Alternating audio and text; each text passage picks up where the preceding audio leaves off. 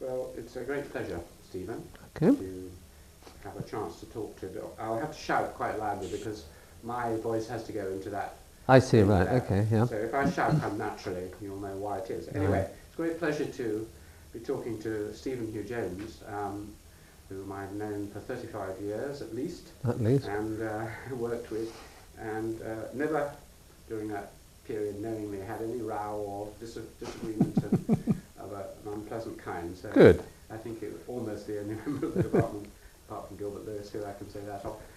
So, Stephen, when were you born? I was born on the 20th September 1945 in Poole, Dorset, England. Were you? Yeah. Oh, right. And let's go back a bit, as far back as you'd like, with your family and people who've, ancestors who've influenced your life and decision to become an anthropologist.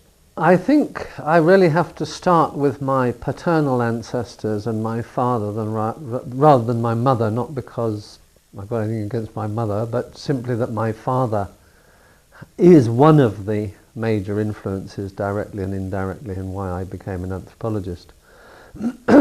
My father himself he's still alive. He's the illegitimate son of Philip Murrell, who was Lady Ottoline Murrell's husband.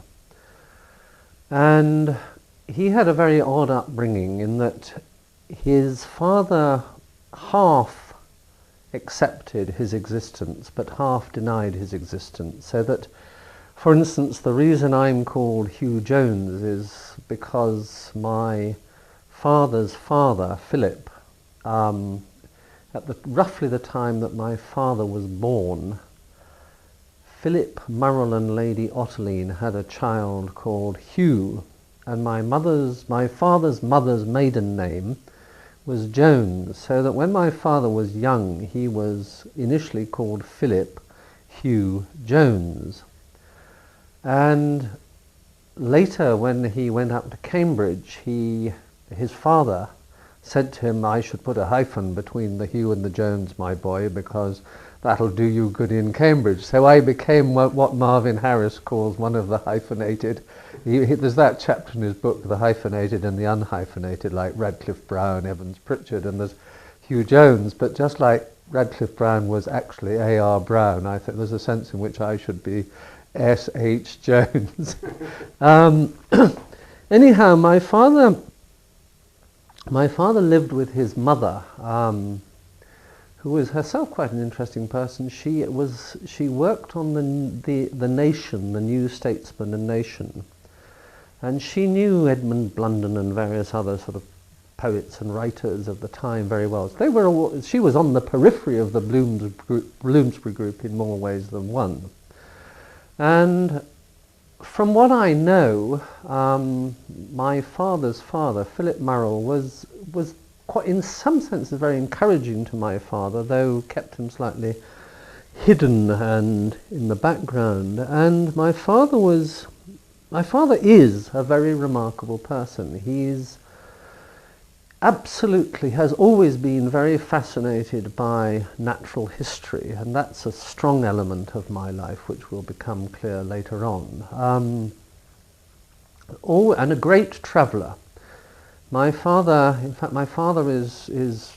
he's just trying to write or finishing writing his memoirs, and he had thought of calling it "I Used Medicine," with meaning both that he employed medicine as a doctor, but also he used medicine for his own ends. And one of the ends that he used to use medicine for was travel, so that he was endlessly getting invited to, or he'd get himself invited to an interesting place like Irian Jaya or Oman or wherever it was, and he'd go and give some lectures in the medical school, and then he would go off travelling, so that I grew up with this man who was constantly travelling, and he did do, he was one of the first outsiders to go and visit Oman, and ditto Irian Jaya, and he went, there are these people they used to be called the Aukas, but they're now called the Wairani. in Ecuador, and way back when the Auca or Waurani had killed they had killed a series of American missionaries, and my father got himself to Ecuador and went down to these missionaries who were still trying to, or who had by then made contact with the Auca, and there was this woman called Rachel Saint, and I think he managed to cure her of some illness in her base camp, so he was allowed to fly in, and the first outsider apart from these missionaries to go and visit the Aucas. So my childhood and youth was surrounded by Auca spears and all sorts of other things. So that was one strong component of being an anthropologist. And my father, he used to take me on animal collecting expeditions and sent me off to the Marine Biological Station in Dale Fort in Pembrokeshire to learn about marine biology, etc. So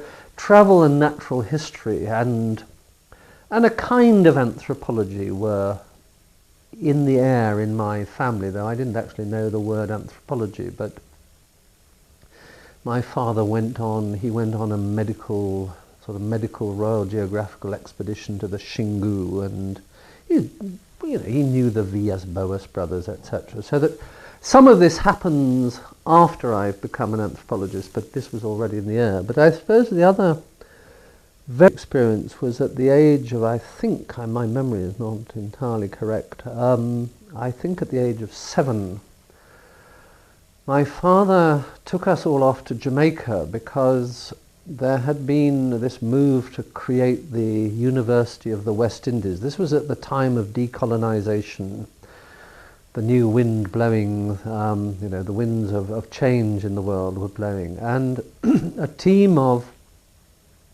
doctors, but not just doctors, academics of all kinds, went out to Jamaica to create this new university. And so from the age of, I think it's about 7 to 11, I grew up in this university environment on a place called College Common, which was paradise for me. I used to spend my time collecting plants and animals and running pretty wild, and I spent my summer holidays doing sort of snorkel diving on the reefs. And in fact, when I did my entrance exam here in Cambridge, I wrote an essay for the zoology scholarship entrance. I didn't get a scholarship, but I got in. But I wrote this essay on tropical fish. The essay question was about animal coloration, so I wrote an essay about fish camouflage on a tropical reef, using all the vernacular names of the fishes, like grunter and I can't remember the names anyhow, it doesn't really matter, but using all these Jamaican vernacular names, and I could still remember it even at that age. So Jamaica was very, very formative in about 3 or 4 years. And we were sent, or I was sent, to a series of schools, none of which were very effective in educating me along official lines, but I learnt an awful lot. I learnt how to throw stones extremely well, and used this. I was later on under 16. I had the under 16 record for the south of England for throwing javelin, which was a legacy of my Jamaica stone throwing days. I learnt to swear. I learnt all about sex, and I used to sell the information at prep school when I went back, etc.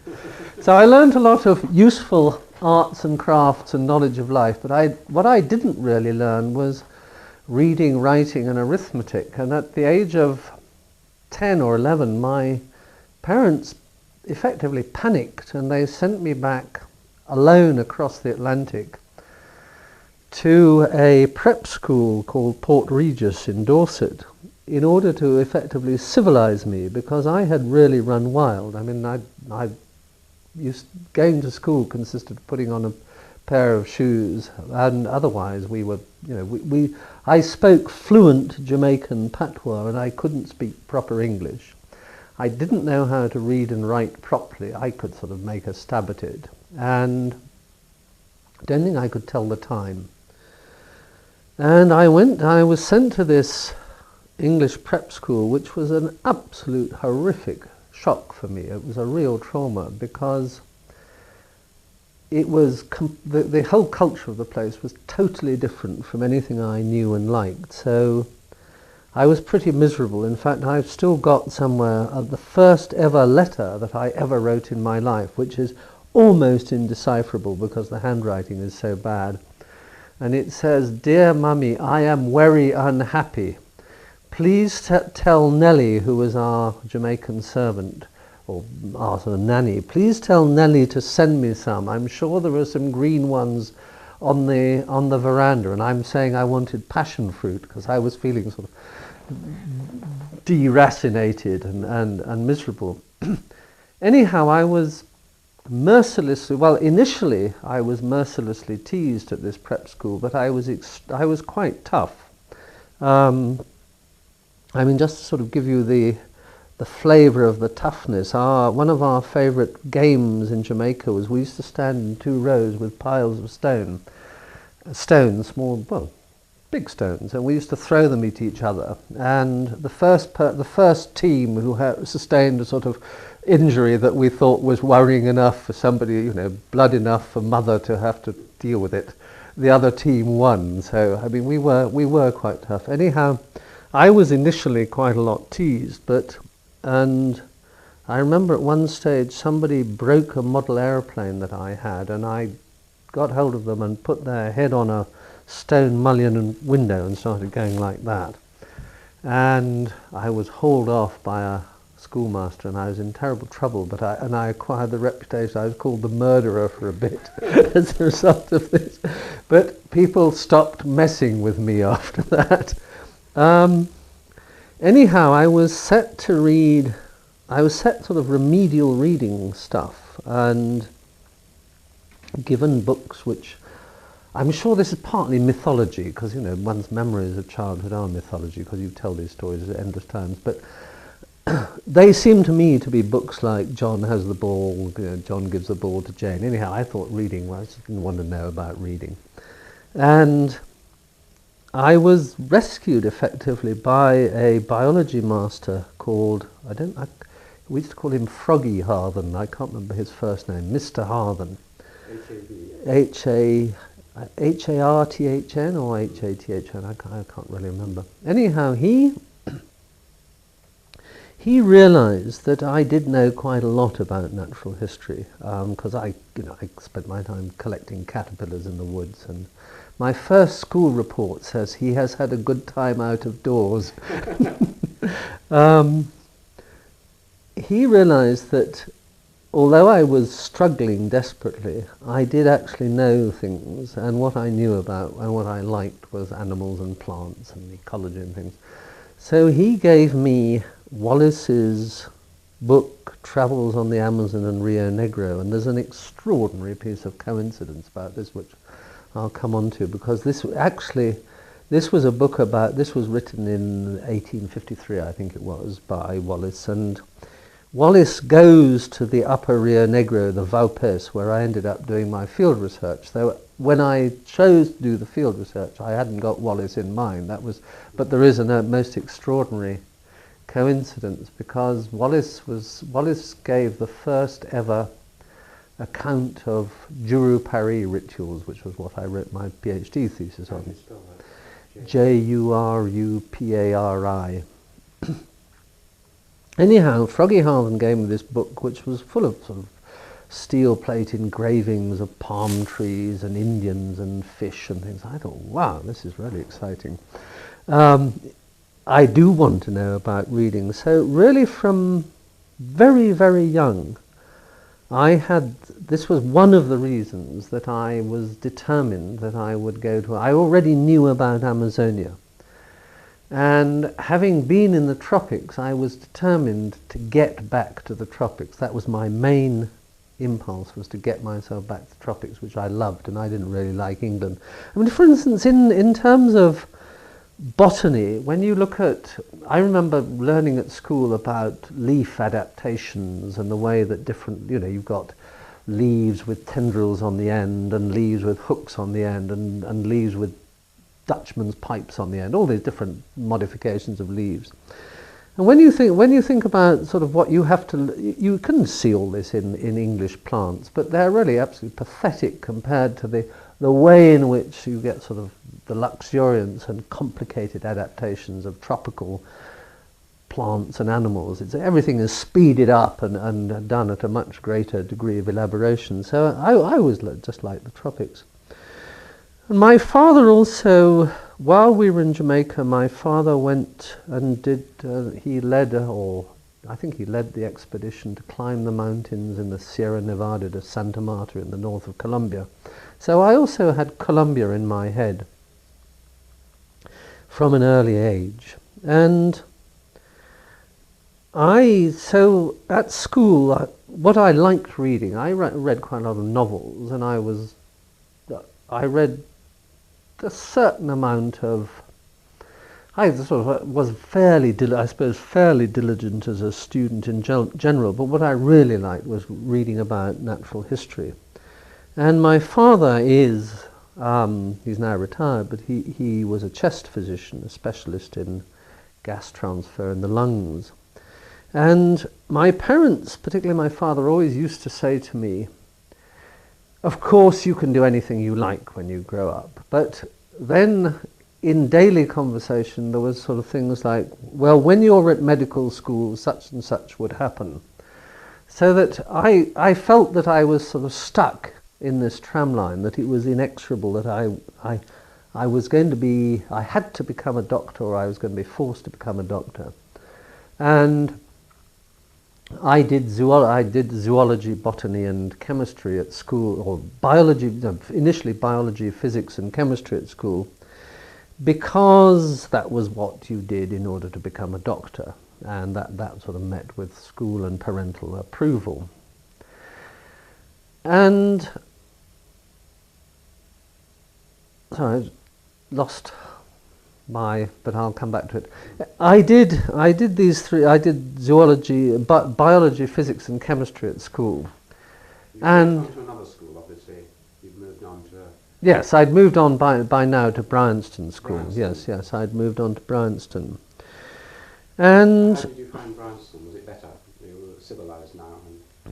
Bryanston was better. Yes, I was still interested in being out of doors and doing slightly wild things, but yes, no, I got on quite well. And one of the things I found at Bryanston was my wife Christine, who then went on. Yes, she went to Bryanston's sister school, Cranbourne Chase or Critchell, it had, and the top scientists at Cranbourne Chase came over to Bryanston because they didn't have proper school labs in Cranbourne Chase, so they came over to Bryanston to do their chemistry and physics, yeah. And so at the age of 14, this beautiful blonde woman appeared in my chemistry class. I thought, wow, that's good. So I asked her out. In fact, what I asked her to do was, if I asked rather naffly, I said, "Can I carry your books?" And she said, "No, I'm perfectly capable of carrying my own books." Anyhow, that was sort of typical Christine put down. Anyhow, things moved on from there. So that's how we met. And I mean, that's in a sense that's why we ended up doing fieldwork together, because she also has a slightly similar history. She was sort of a bright young thing at school, and her parents actually wanted her to do, because she was a good scientist, they wanted her to do medicine too, so that she and I were in the physics and chemistry classes together. She was good at the maths and I was good at the diagrams and the setting up the apparatus, so we were quite an efficient team on that sort of thing. And she rebelled even quicker, even more radically than I did. Well, I'll come back to what happened to me, but let's get her out of the way for the time being. When she finished school, she was supposed to turn up for Cambridge interviews, but actually didn't even bother to turn up, much to her parents' fury, and went to an art school and studied ceramics. She studied ceramics at the Central School of Art, and it was only at the Central School that they were forced to do some kind of other extracurricular education where she did sociology, and it was through sociology that she then decided to become an academic, and she went into LSE. Anyhow, sorry, I'm You're doing them in tandem. I'm trying to run too many things. Let me get back to myself. So, I was supposed to do medicine, and I had pressure from my parents on the one hand to do medicine, and also I had quite a lot of pressure from school, and that's something I really resented at school, because I can remember one very sort of telling moment where by now I'm a school prefect, and we sat round in the headmaster's study, and the headmaster said to each of the prefects in turn, "What do you think you're going to be, or what are you going to be doing in 10 years' time or 15 years' time? Who are you going to be in life? What's your career going to be?" And they all said sort of worthy things like, "I'm going to be a banker, I'm going to be a doctor, I'm going to be a stockbroker," blah, blah, blah, blah, predictable stuff. And I said, "Well, in 10 years' time, I'm going to be living with Amazonian Indians." And he more or less said, "Oh, well, you won't make any money doing that, and you'll soon grow out of that sort of idea." So that nobody took this very seriously, though my father, in his more enlightened moments, encouraged it. But he always used to say, "Well, you can always do anthropology later, or you can always study these other things later. Why don't you study medicine first? Because you can always get a job, and it's such a useful thing to do." So I sort of accepted this, but somewhat unwillingly. And when I had by then sort of decided that it was inevitable that I was going to become a medical student, so I sort of hatched this alternative plan for my life to get out and escape. So I wrote to the Vias Boas brothers. Do you know the guys who run this, or ran, they're now dead, the Xingu National Park, and said to them, I think I must have been 16 at the time, I wrote to them saying that I would very much like to come and work with them, because by now I was reading quite a lot about Indians. And they said, "Well, we can't accept you, you're too young, and anyhow it would be much better if you studied anthropology first." And it was by now that I really began to sort of pick up on the idea of doing anthropology. But the problem was that there was medicine in the way. So I began to read anthropology. I actually began to get, we had a wonderful thing at the school where you were allowed to buy books. You could go down to the book room. I mean, my parents used to get slightly irritated with me because I spent a lot of money on books, but you could just order books. So I ordered Ruth Benedict's Patterns of Culture. That was the first anthropology book I ever had, the first serious anthropology book I had. And I read this and shared it with, I was by then the great friends of Alfred Gell, and in fact Alfred Gell and I shared a prefect study. Alfred wasn't a prefect, but I became a prefect on condition that Alfred could share a study with me. So Alfred and I read Patterns of Culture. Neither of us thought much of it, actually. We were already rather suspicious of the sort of intellectual framework which it used. But anyhow, the idea grabbed us both. And I also read Lévi-Strauss's Tristes Tropiques, because that was about Brazil and Amazonia and Indians and stuff. And I thought that was much more interesting. I think the structuralism went way over my head at the time. I think I was probably more interested in the photographs and the romantic bits, but although I probably did learn something from it. Anyhow, I pursued this idea of escaping, and I then went down. I had to go for interviews with at medical schools in London, and I remember. It might be if you put your arms down just for the sound, okay? I remember being asked by the guy interviewing me. He said, "Did I play rugby?" And I said, "No, I didn't play rugby." And did I this? Did I that? And what were my interests in medicine? And I was singularly unconvincing about the whole thing. And he, in sort of bored desperation, he sort of picked up his my application form and read down it, thinking, what else am I going to ask this guy? And his eyes lit upon my name, and he said, "Are you the son of Dr. Philip Hugh-Jones?" And I said, "Yes." And he got up, said, "Jolly pleased to meet you." And so I, rather to my disappointment, I was admitted to whichever medical school it was. I think it was St. Mary's, but I can't remember. And then I had interviews at Cambridge, and I put my father...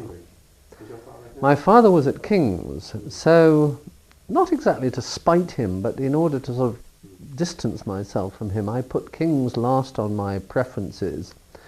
And I suppose at school's bidding put Keyes top of my preferences, because Keyes was the great medical college, and I came up for interviews. And I made a complete mess of it all, because they said, "Well, tell us about your interest in medicine," and I sort of vaguely said, "Well, I'm interested in neurology," just for want of anything better to say. And they said, "Well, tell us more about your interest." And I said, "Well, it's a study of nerves, isn't it?" And got no further than that. Anyhow, I didn't get in there, and I didn't get in I think it was Peterhouse, I can't remember. And I was really very pleased, because I didn't want to get in. I just didn't want to do this stuff. And then I had an interview at King's, and by this stage I said, when I was interviewed for medicine, they said, "Well, tell us about your interest." And I said, "If you want to know the truth, I'm not interested in medicine in the slightest. I don't want to read medicine," and hoping that they would just leave me alone and let me go away. And they said, "Well, what are you interested in?" And I said, well, sort of slightly timorously, having been told at school that this wasn't a respectable thing, I said, "Well, if you really want to know, I'm interested in South American Indians and anthropology." And they said, "Oh, we've got Edmund Leach is here. He likes that sort of thing. He knows about that sort of thing. Would you like an interview with him?" And I said, "Yes. Well, yes, sounds a very good idea. If he knows about that sort of thing, I'd love to talk to him." So this was I didn't know this, but I mean, this was a most extraordinary sort of happenstance coincidence, because Edmund's family all of them had lived in Argentina. Edmund was the last of a group of brothers, the only one who didn't speak Spanish. The RAI's Esperanza Fund is called after the sugar mill that they owned in northern Argentina. And Edmund on the one hand, had an interest and attachment to Latin America, but not that much knowledge about it, and had sort of, I think, I got the impression, felt slightly that he would have liked to have known more and would have liked to have been included more, though the Argentina that he knew about was the one that he didn't like, because his own brothers were very much cricket-playing Anglo-Argentines, whilst I think Edmund, if he'd been in South America, would have been more interested in the Indians and the archaeology and things like that. Anyhow, on the one hand, Edmund was kind of predisposed to Latin America, and on the other hand, Edmund was the interpreter of Levi-Strauss, Levi-Strauss and structuralism being all the rage in, this is 1962, it must have been. Just the beginnings of the sort of structuralist fad in Britain, and Edmund already having read Les Structures Élémentaires and being interested in Levi-Strauss, knowing that most of Levi-Strauss's work on mythology was based on, and the Tristre of Pique was based on Borrow and other Nambiquara material, but that nobody in Britain, the only person in Britain who had at this point really been to South America was Francis Huxley, who wrote that book Affable Savages, which wasn't considered pucker anthropology, it was a bit of a travelogue.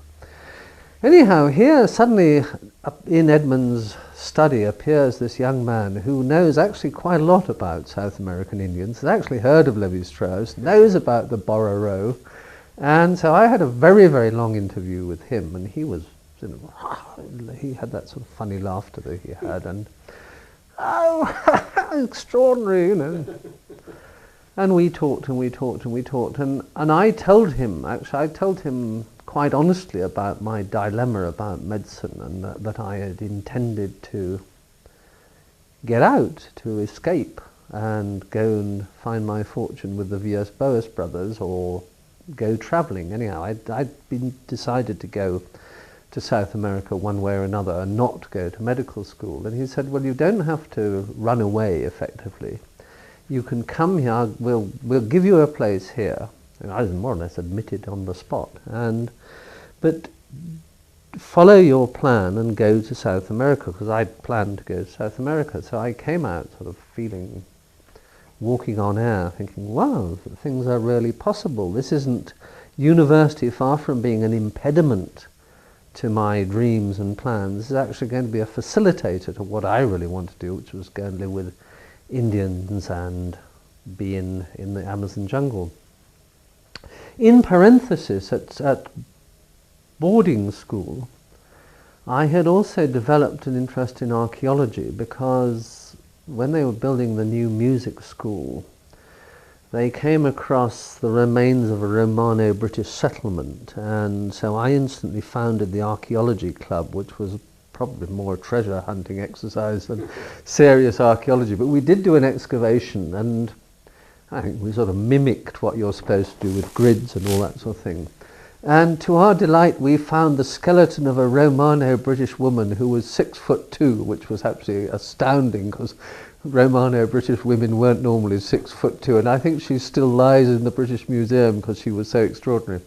Anyhow, through archaeology, I then developed another parallel interest. I went very rapidly to Incas and Aztecs and Mayas, and I used to teach myself Maya and hieroglyphics and the number systems at school. And so that was, and it was at school also that I worked out why I didn't like archaeology and liked anthropology, which was basically in the context of South America, where the two run very much more in parallel than most archaeology and anthropology does. It just seemed to me that although you needed to know about archaeology in order to appreciate the full glory of Americanist anthropology, on the other hand, why on earth would one want to go and do archaeology if you could actually see the real people in the flesh? So that also convinced me that I should become an anthropologist. So you got into King's. I got into King's. To read Arcananth? To read Arcananth, but before I went to King's, I put into action the plan that I'd already hatched to go to South America. So I worked on the Victoria line, which was being built. I worked with a whole lot of Irish navvies, and they earned a hell of a lot. We did day and night, 1 week day, 1 week night, shifts of 12 hours, and it was fairly dangerous. There was a hierarchy. You had tunnellers at the front and people who loaded things at the back, and I was a loader. And the Irish navvies drank.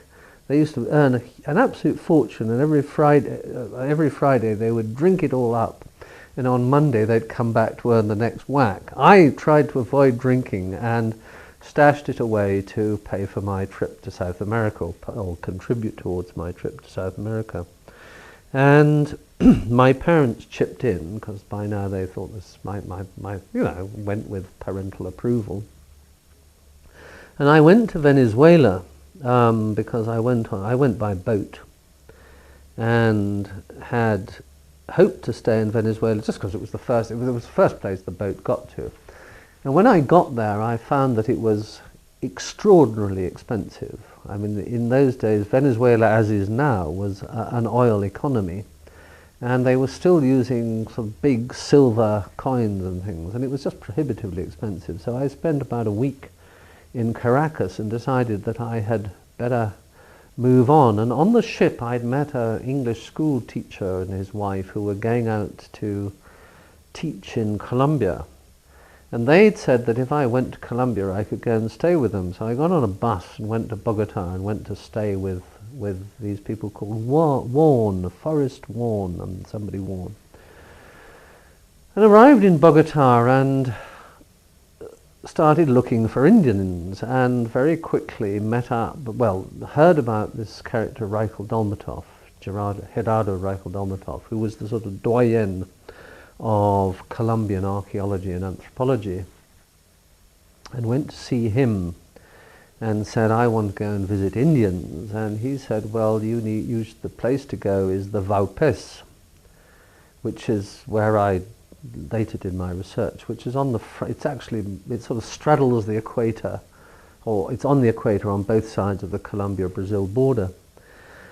So I spent about 9 months in Colombia. I learned quite a lot of Spanish, and I travelled. I went initially to the Vaupés, and I spent, I think it must have been a good month or so, with some people called the Cubeo, which was Irving Goldman wrote his first monograph called the Cubeo, and I spent time with the Cubeo, and I still have upstairs my first ever field notes, field diaries with little drawings of material culture and sort of odd observations about sort of behaviour and things. I didn't really know what I was doing, but I was very happy to see Indians and live with them and be in the forest and see all this, it was a bit like going back to Jamaica as far as I was concerned, and delighted to see all that stuff again. And I then, while I was in the Vaupés with the Cubeo, I heard of this other river called the Pirá-Paraná, where Christian and I went and did our field research. And people said that people didn't go to the Pirá-Paraná because in the 1930s, how do you spell Pira-Parana, Fish River it means. In the 1930s, some of the people who lived there had killed some rubber gatherers, and this had a very dramatic effect. That act, plus the fact that the river is extremely difficult to travel on because it's got a lot of dangerous rapids, meant that the people there had remained relatively not uncontacted, but they'd been left alone. The missionaries hadn't gone there and messed them about, and there'd only been sporadic contact with rubber gatherers and things. Anyhow, people said it was terribly dangerous. You were sure to get killed if you went there, and I thought, well, they won't kill me. I'm some nice guy, so that's where I'm going to do my field research. So having done that, I then travelled around various other bits. I went all over Colombia. I went down into the Putumayo in the south and visited a group called the Cofán. I got to know Colombia pretty well. And came back to Cambridge knowing not only that I wanted to study anthropology, but actually knowing where I intended to do my field research, because if they could be isolated, I mean this isn't fashionable to say these things now, but in those days and with my mindset at the time, this was certainly what I wanted to do. So I came back to study anthropology in Cambridge, and wherever possible I used South American material as there wasn't much available, but I tried to use as much as possible in my studies. And I did things like I chose to do the Southeast Asia Special Area, or the South Asia Special Area, partly because Leach and Tambaya taught it, and Leach was my hero, at least my guru at the time, but also because I by my second or third, it must have been in my third year, I realized that things like, I knew that by then that in Amazonia you had systems of Dravidian kinship and bilateral cross-cousin marriage, so that I was already preparing the way by dealing with an area which had analogous kinship systems and things like that, although in a cultural context which was radically different. And who were your main teachers and what were their characteristics at that time? You mentioned Tambaya and Leach. Did Tambay teach you personally, or just lecture?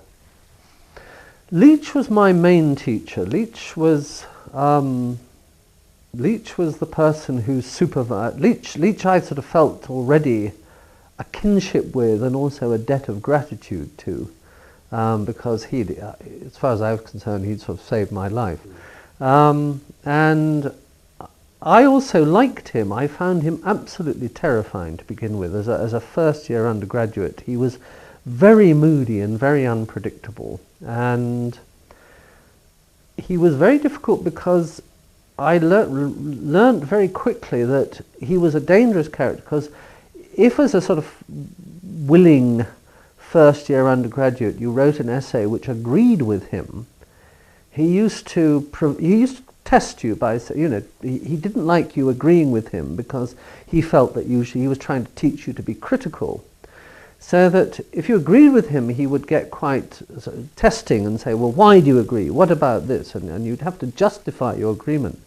But if, on the other hand, you disagreed with him, as you know, he was quite vain. He was slightly sort of attitude of, how dare you contradict me? So that you were damned if you do and damned if you don't. At least that's how it seemed to me. And he was also quite irascible. I remember even when Christine and I were writing up, we used to go and see his secretary, June, and get what we call a weather forecast. And so we book an appointment with Edmund, and we'd go and say to June, what's the weather like today? And if she'd say bad, we'd say, well, cancel the appointment. So, but he was an absolutely wonderful supervisor, and he taught me how to supervise in the way that, for instance, one would get one's essays used to come back with little numbers by the side, with little essays themselves, point number 1, and then you'd have a whole sort of Leech response to your essay. You felt, wow, this,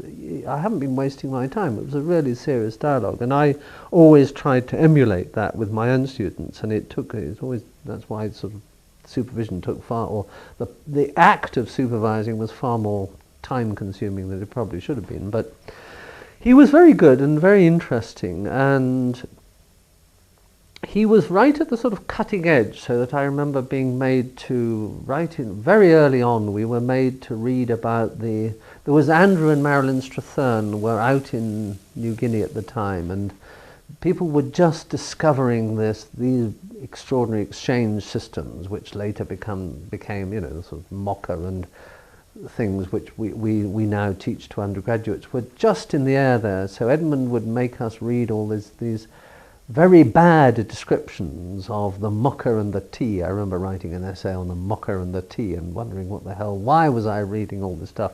But it was clearly so The word tea. it was the tea was another version of the mocha. Oh, spelt tea. I think it was the TI. I can't remember who did the tea.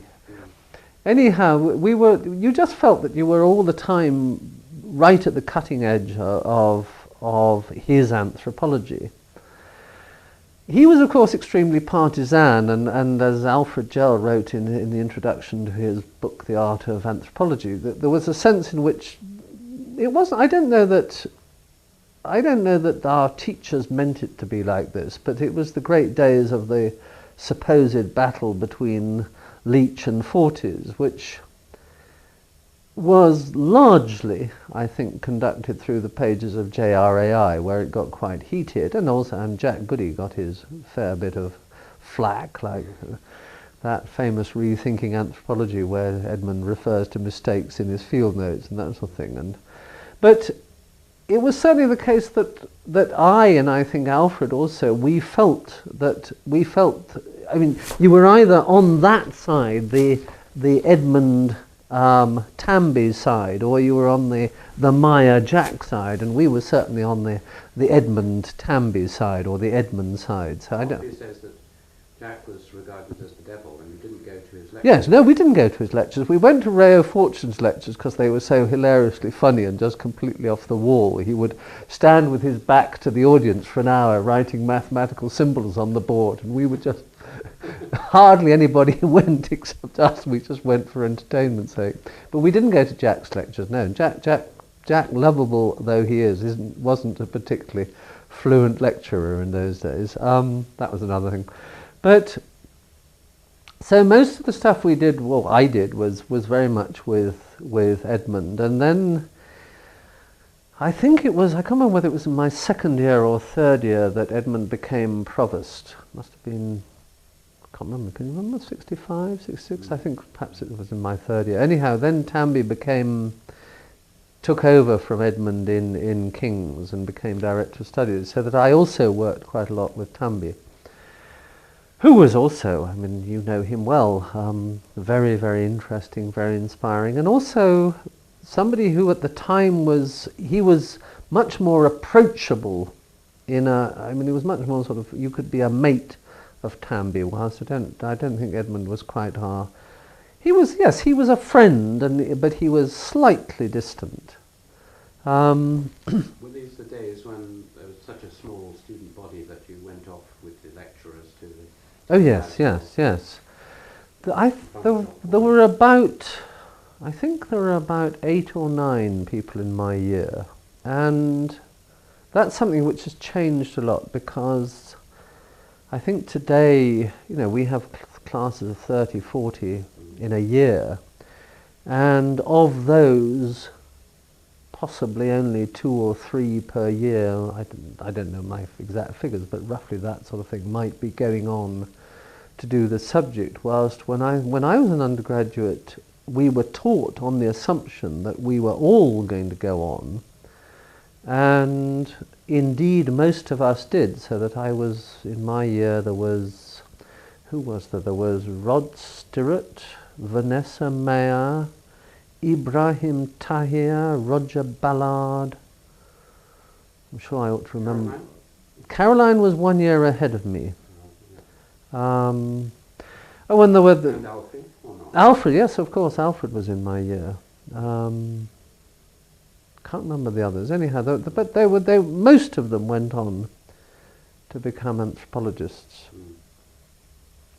So it was a different sort of atmosphere than I think it is today. The other people who might have been there, I suppose Ray was then. Was he already lecturing?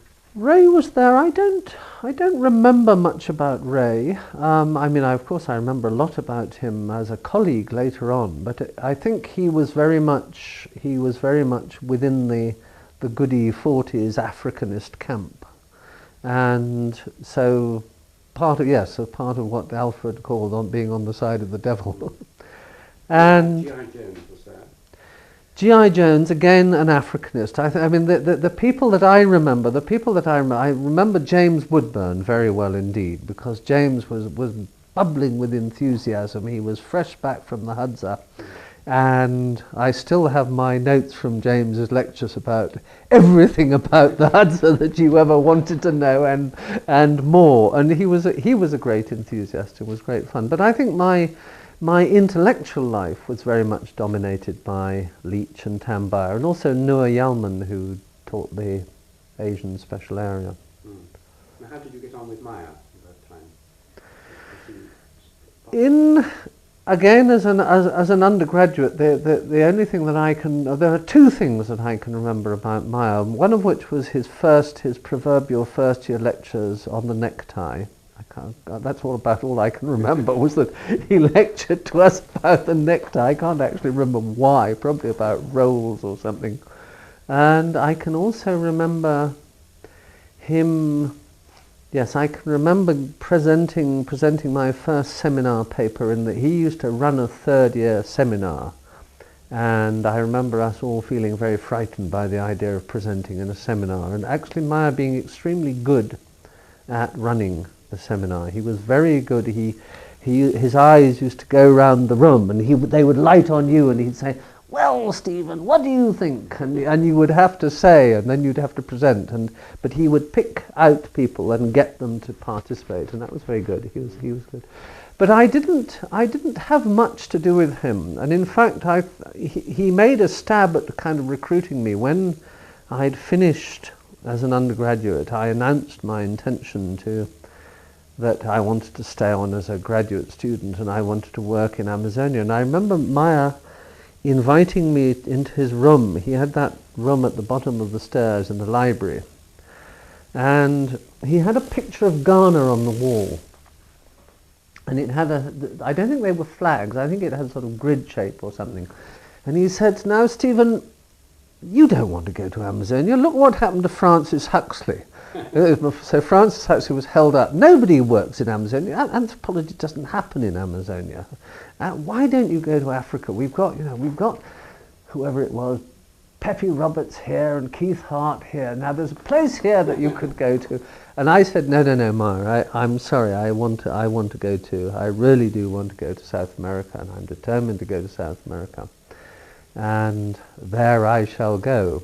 And I actually having graduated, I tried to escape from Cambridge. I thought that, I'd done my stretch at Cambridge, and Peter Revere had recently come back from doing research amongst the trio, and I think by the time I graduated, I think Revere's book, or just soon afterwards, Revere's book on the trio, I'll have to look up the dates, but certainly Mabry Lewis's book Aqua Chavanti Society and Revere's book Marriage Amongst the Trio were coming out or had come out, and Peter by then was the only established Americanist teaching in, or the only established Amazonianist in teaching in England, and I thought that I wanted to go to Oxford to work with Peter Revere.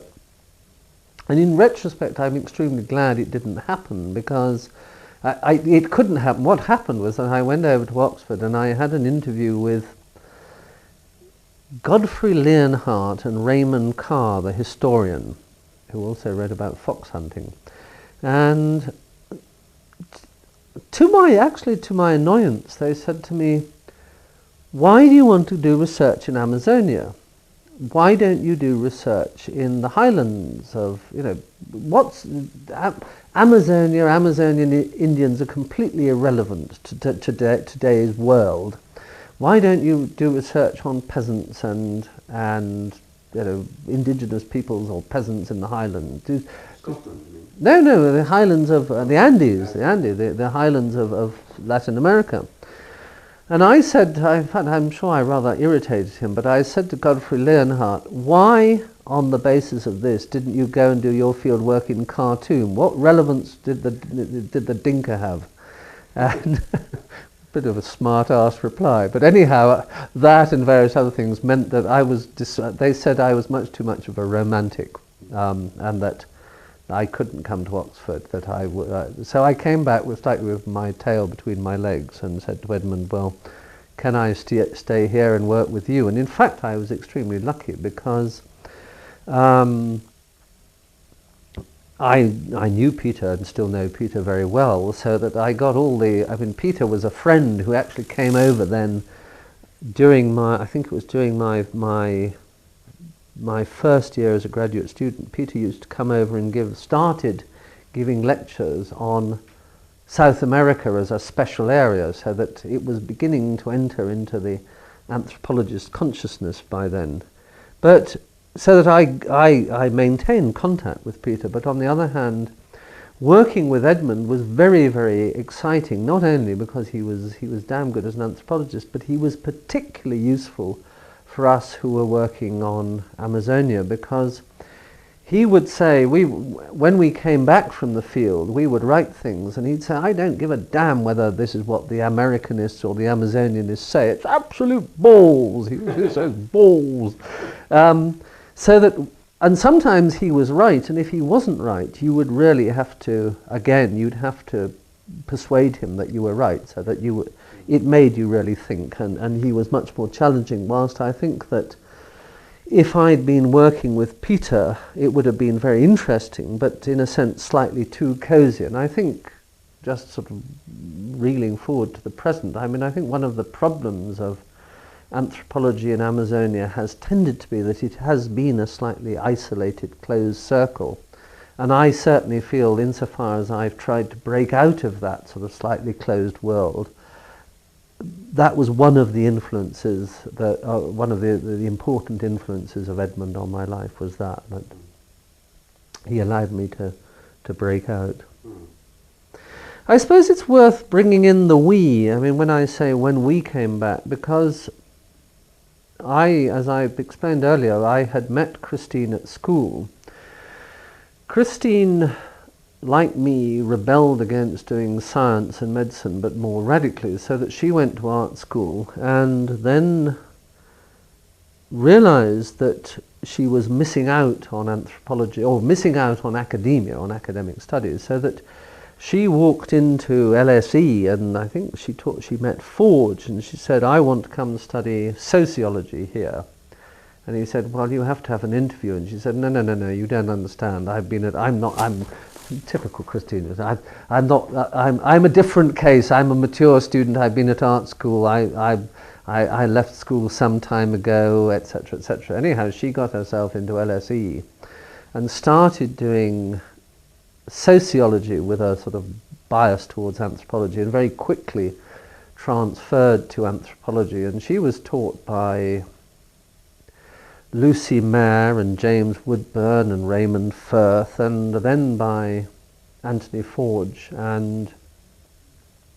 But she was a year behind me, although she's actually older than I am. She was a year behind me, so that when I graduated, by then I got married to her in my second year as an undergraduate here, and we knew we wanted to do field work together. There was some debate as to where we were going to go. She was quite keen on New Guinea under the Forgian influence, and I was absolutely certain that I was going to Amazonia, and as I knew actually where I was going, I think I kind of won the game. Anyhow, so I spent a year having graduated, knocking about here in King's, supervising and reading as much as I could about Amazonia, whilst Christine did her finals. And when she then graduated, and she graduated in July, and by the end of August she was in the field with me. So much for pre-field work training and all that rubbish that they have to do nowadays. Didn't do her the slightest harm. Did you do any pre-field work training? Well, not well. I spent a year. I spent a year of reading in a slightly. I read virtually all the available historical materials that I could find on the Vaupers, which has been very useful. But I didn't do anything like methodology or how to do it. Edmund told me a little bit once about what kind of notebooks to use. That was about all. What did he say? He said, we used reporters' notebooks and indelible ink, and he said that we should use carbon copies, and we very rapidly gave that one up and just used single notebooks.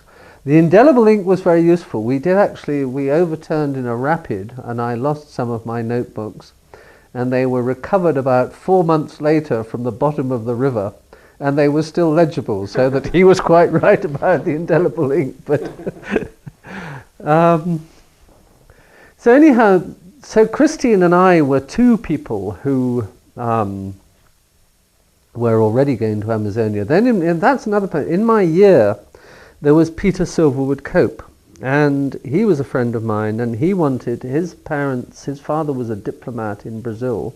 In fact, I think his father was a spy, actually. Mm-hmm. Is this on the record? I don't see why not. I mean, I think, I don't say.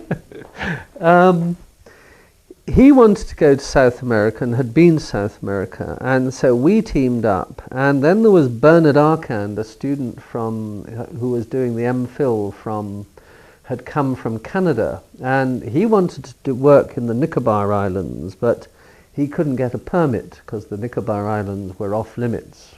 The Indian government wouldn't allow him to go there.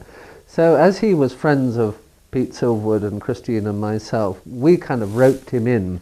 And he worked with these people called the Quiver on the plains of. We'd by then decided all to go to Colombia, because what Peter Silverwood, Christine and I did was, Christine and I were working with the Tucano, or the Barasana, but other Tucanoan groups, and all the Tucanoans were in contact with these nomadic hunters, the Maku, in a sort of symbiotic relationship. And so Pete was going to do the Maku to our Tucano.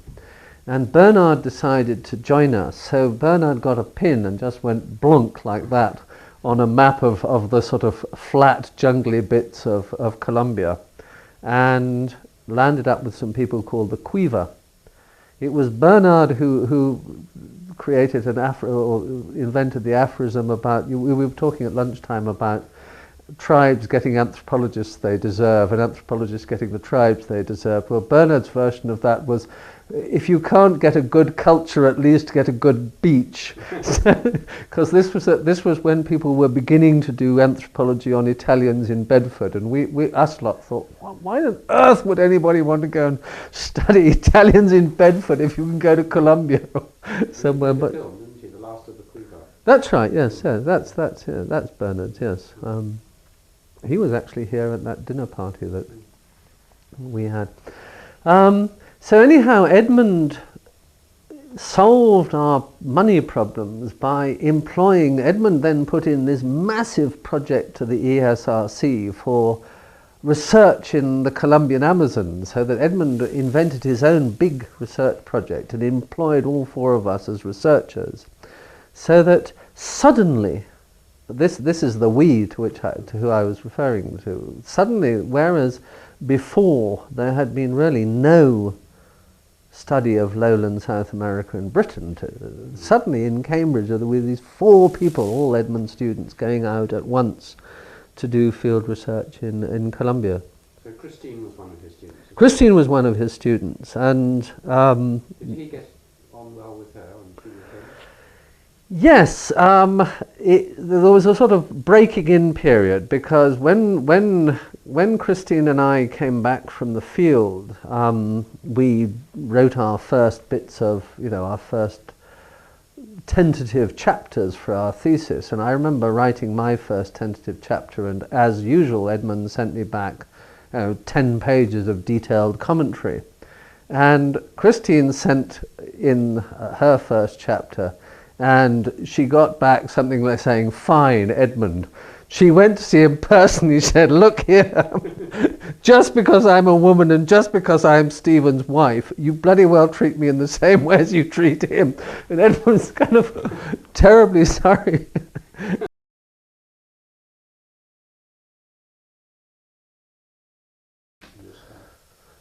Well, I was talking about Christine and Edmund, and I was just going to add that although there was this sort of initial bedding in where Christine felt that she was slightly underprivileged by Edmund and had to sort of correct his view of her, then thereafter they got on extremely well, and actually when Christine later decided to leave anthropology and become a doctor, curious enough, a lot of our friends and colleagues found this really threatening. I won't mention their names, but some people really found it as if it was a challenge to them personally, and were really quite hostile. And the two people who were really supportive of her and backed her all the way were Jack and Edmund, and Edmund in particular. Not out of any desire to get her out of anthropology, but simply that he could see that this was a logical progression and very exciting, and I think favoured the idea of sort of perpetual revolution.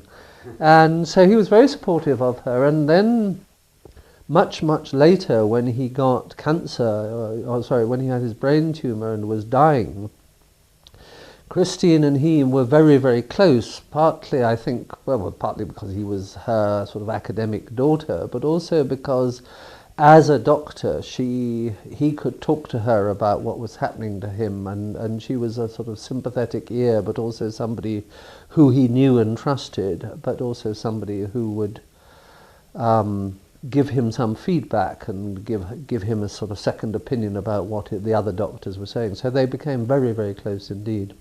And actually much the same thing happened between Christine and Alfred Gell, who Christine also looked after when he was dying, but again she had known Alfred when we were undergraduates, and in fact Christine knew Alfred when I was at school. So that Christine and Edmund actually ended up being very close to each other. I mean, you've talked a lot about Christine. Do you think, people often ask, is it a good idea for anthropologists to have a wife who's or a husband in the same profession with them and working with them? What would you feel about that? I think it's quite tough, and I can remember it being tough in that I remember both of us being, we're both quite competitive, I suppose, even today. Adds a sort of spark to one's relationship. But when we were undergraduates, we were, there was a certain element of competition, partly between us personally, but also between Cambridge and LSE. It was quite difficult in field work. It was wonderful to do field work together because it was much easier to do it as a pair, partly because we were having to learn a totally unwritten and unknown language, so that we would continuously swap information with each other. Come back and say, "I've just realised how you can say if," that sort of thing. So we'd trade information and teach each other what we'd learned. And it was also very good because the society we worked in, the Barasana and other, we don't just work with the Barasana, we work with all sorts of different groups in the Pira. They're pretty rigidly divided by sex, so that you have a men's door and a women's door, and men and women are together largely in the morning around breakfast time, and obviously at night, and so there's a sort of happy family hour at around 6 o'clock as the sun goes down, where people sit together out on the sandy patio outside these big Amerindian longhouses. And then as soon as it's dark, you separate again. So men sit in the centre and women sit outside. And although Christine could function much better as an honorary male than I could function as an honorary female, we were quite split up during the day, but at the same time that meant that we had two views on everything. She could tell me, it was very, very interesting when I actually went through the initiation rite, the Juru Pari rite that I wrote my thesis about. This is a ritual with flutes and trumpets that women are not meant to see, and they don't know anything about them. And Christine was in the back of this longhouse. They erect a big palm leaf screen, so the women are hidden out in the back of the longhouse, whilst the men are in the front of the longhouse blowing their trumpets and flutes and whipping each other and everything. And the women are supposed to know nothing about, they supposedly think it's the spirits who've come into the house, etc. And there are the women saying, "Oh, now that's Jose walking round that way, and then Marcus is coming down the middle." So they were giving us a running commentary from the other side of the screen as to what was happening to Christine. And at one point, this shaman went up to the screen and said something like, "Mum, what do we do next?" Because the old mother of the family knew far more about the ritual than anybody, the younger generation who were doing it.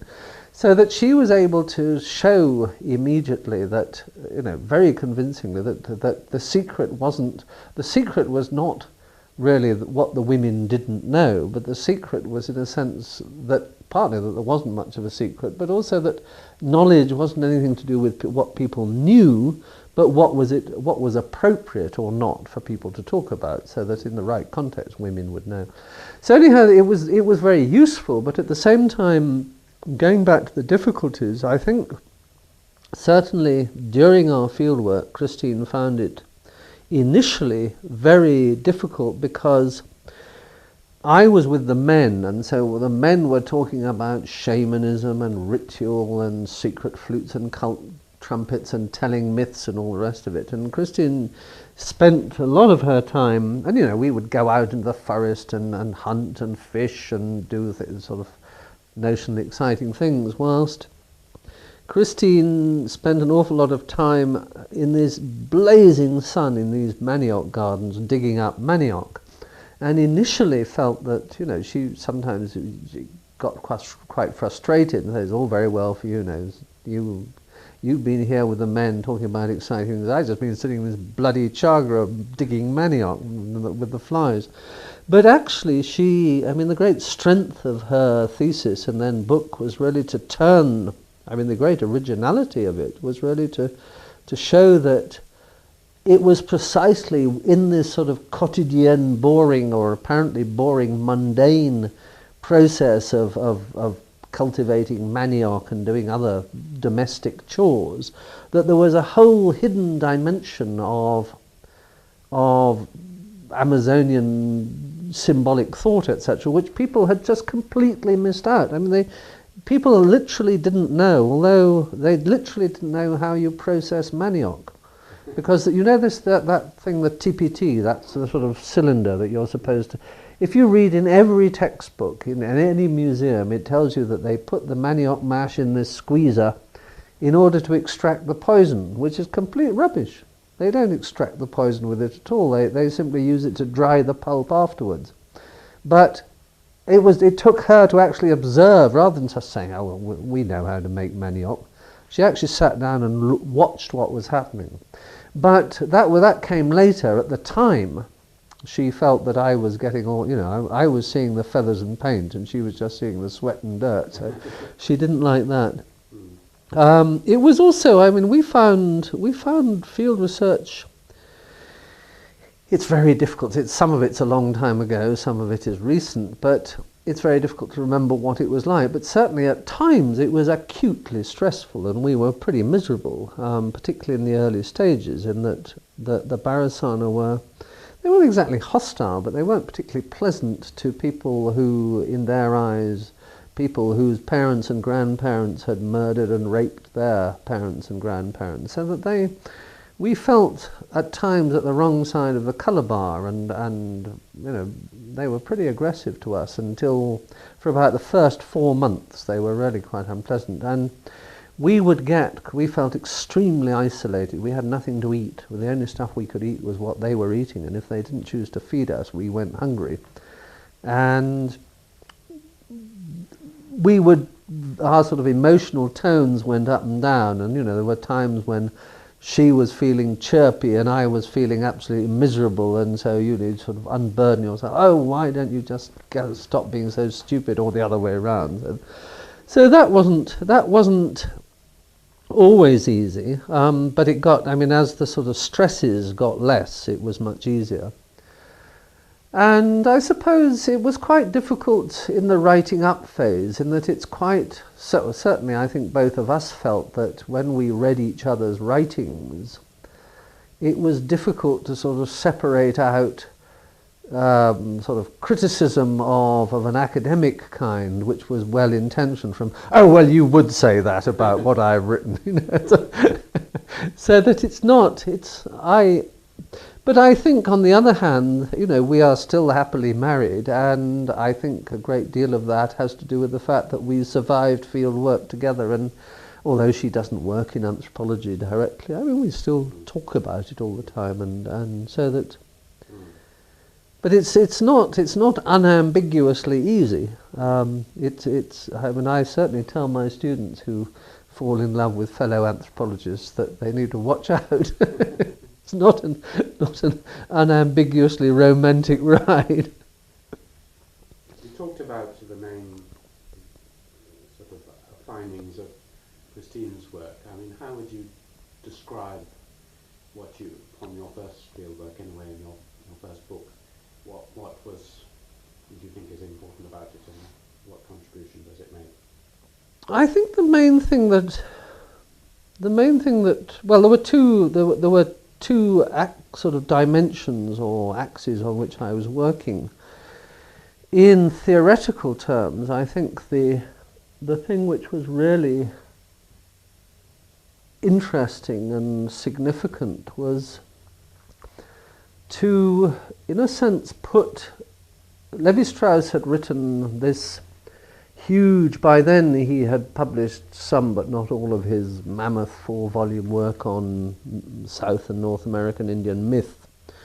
And his source material was by and large of pretty low quality. In other words, a lot of it was when explorers and missionaries and travellers went round South America, and then also to some extent when the early anthropologists went round South America, they tended to collect material culture and myths as sort of some two ends of the spectrum, but they're somehow objectifiable things that you can capture and bring back.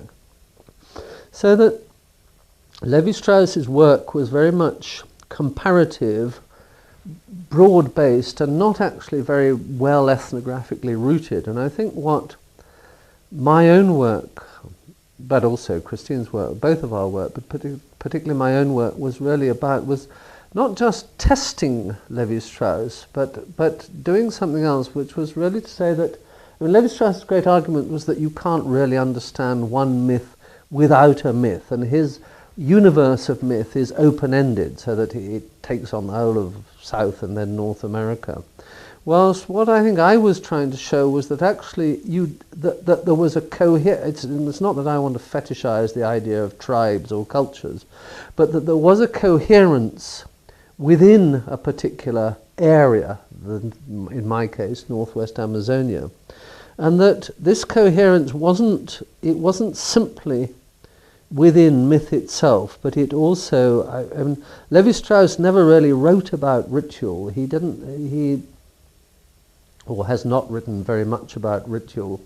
He has a slightly negative view of ritual, for reasons which, I mean, partly sort of slightly mystifying reasons, that he sort of argument that mythology is, that ritual is in Levi-Strauss's view is a device which goes against the grain of myth and try to reconstitute what mythology fragments. It's not actually very clear what he means by this. But anyhow, the long and short of it is that Levi-Strauss writes very little about ritual. And I think what I was able to show was both that you could show the sort of coherence that he tried to show cross-culturally within one culture, but also that you could show that mythology and ritual were working in a kind of dialectical system in which ritual was an instantiation of the mythology, both from the perspective of the actors, in that from the perspective of the actors they were becoming and being, in a rather sort of Australian Aboriginal sort of way, they were being the people to whom their myths referred. But so that was not at the sort of level that Levi-Strauss was interested in, but that in part they were doing this through structuralist means, so that structuralism, as he himself had observed in the context of myth, wasn't just something that anthropologists thought of about Indians or applied to Amerindian mythology, but that Amerindians themselves use structuralist modes of thought and modes of action. The way they construct their rituals and things are themselves highly structured, and that makes sense so that you can go from the myth, that the sort of overt content of the myth, back to the structure and forward, so that you've got things like in the initiation rituals. The initiation rituals play classically on these elements of death and rebirth, and the idea is that you're swallowed by this great big monster and regurgitated. And partly how this is done is that right at the beginning of the ritual you get painted from head to toe in black paint, and you're made to have absolutely nothing to do with fire in any form. You have to be cold, you mustn't look at fire, and other things like that. At the end of the ritual, when all your black paint has washed off, your skin has, in fact it's skin dye, and it takes about a month before you turn white again. You're then painted from head to foot in red paint, and this is the blood of birth rather than the black of decay. And you're made to sit next to a hot fire and drink burning hot liquid laced with chili pepper. So that these sort of on-off or plus-minus red, black, hot, cold things are part of, very much used as part of the ritual. And the sort of themes that he'd picked up, almost at an intuitive or logical level, were being actually played out in the ritual. So that was one contribution. I think the other contribution was really that what is peculiar so that was at a more theoretical level. In terms of Amazonia, or at a regional comparative level, what's particularly interesting, and this is only just, I think this has been, I suppose I saw it in a way then, but it was the foundation for some much more recent work. What's particularly interesting about the area in which we work, the Northwest Amazon, is that it turns out to be very unlike other bits of Amazonia, or very unlike what people, or the majority of my colleagues, take to be the classic typical Amazonian pattern. And the classical typical Amazonian pattern is for slightly atomistic societies which are there's a strong divide between us and the outside world, kin and affine, friend and enemy, etc. And a relative to Northwest Amazonia, relatively simple elaboration of mythology, ritual, architecture, etc. Whereas in Northwest Amazonia, uniquely, or almost uniquely, you get the development of lineages, you get the development of hierarchy, you get very elaborate architecture, elaborate mythology of a kind which Levi-Strauss himself decided not to study because it was sort of too complicated and apparently different from the other stuff. And all of this seems to be probably related to the fact that historically or archaeologically Amazonia had much more complicated, sophisticated chiefdoms. And Northwest Amazonia seems to be the remnants of these complicated or more complex priestly societies. And the initiation rituals that I worked on were very much part of that complex, so that whereas my colleagues will typically say that there is they use categories like bride wealth and bride service societies. Amazonia is characterized as bride service society, so that you don't get substitutions between peoples and objects. Well, that might be true elsewhere in Amazonia, but you do get it in Northwest Amazonia, where these flutes and trumpets are body parts of ancestral heroes. And it means that this area is much closer to, not quite like, but much closer to the kind of stuff that we get Marilyn Strathern and others talking about in parts of New Guinea and Melanesia, in which and one of the features which is odd in the context of Amazonia is precisely secret flute cults, which we also get in Melanesia. So that by my initial work on secret flute cults was laid that's what my thesis and my early book was about, and that laid the foundations for this much more recent comparative work that I've been doing. Very interesting.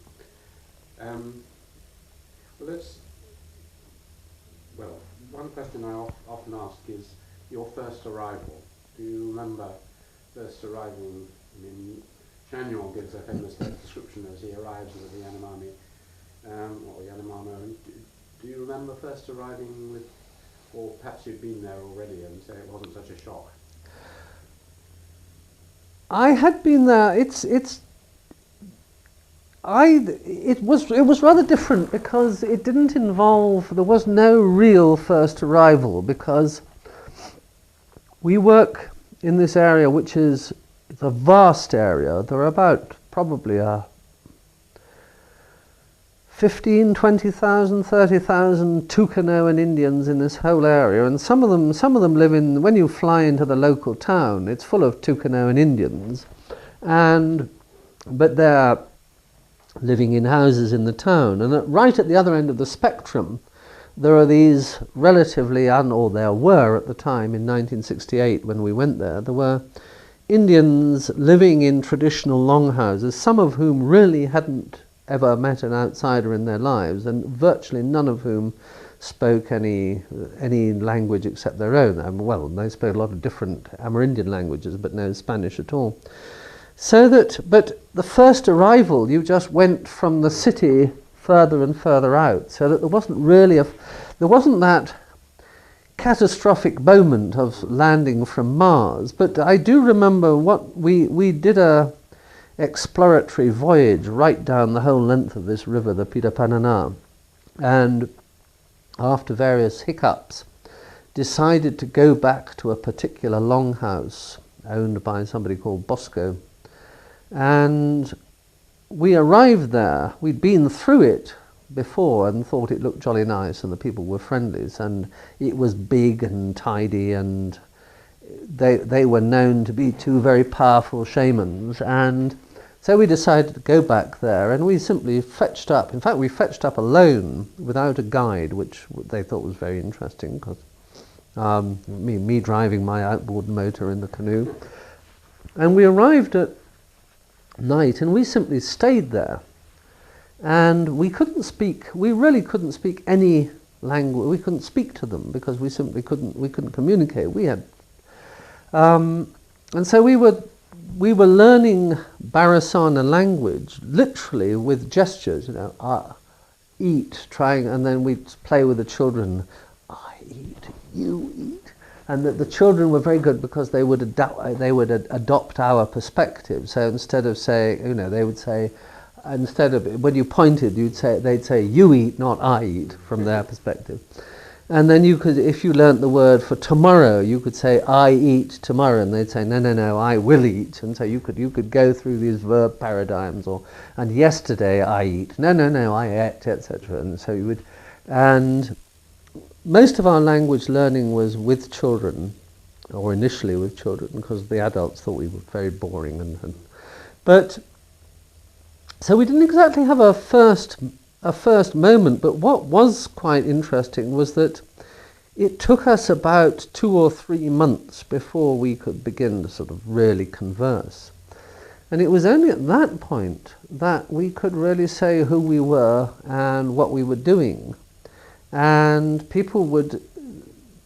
by that point, people had sort of invented their own ideas about why we were there, which was largely that we were there anyhow. And if we were there anyhow, we needed to learn their language. So we'd obviously come, and there was sort of circular logic by which we'd obviously come there to learn their language, because that was manifestly what we spent our time trying to do. But they used to do things like I remember a woman once handing Christine her baby and saying, just look after him while I go down to the river to swim. And coming back and saying, funny me leaving my baby with you. I used to think you were a cannibal. So that it was really, in a sense, a retrospective process of that first arrival, as we learnt more and more and more about what they claimed to have thought about us. But it wasn't a sort of sudden traumatic dropping in from the sky sort of arrival. I wonder whether it ever is, really. But to the deep, or the wide question, which is often asked by our students, which is, you go to a place which is on the surface so entirely contrary to everything you've ever experienced, and the people have other customs and so on.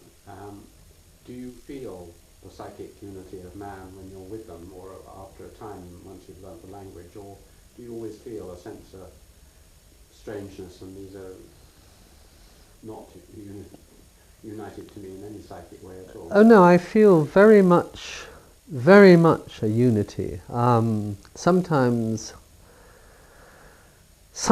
it's quite worrying that things become only too familiar. It took me, for instance, it was only much later in life that I had the wit and wisdom to try and defamiliarize myself from the house in which we lived. Christian and I did pretty radically intense going native feel. I remember Maya, I'm Maya saying, don't go native. And we certainly went native. We went native partly out of sort of ideological reasons. This is 1968, where we were fairly hippie. I used to have long frizzy hair and all the rest of it. So that we thought that anyhow it was of course one would live as Indians and behave as Indians. What else were we here for?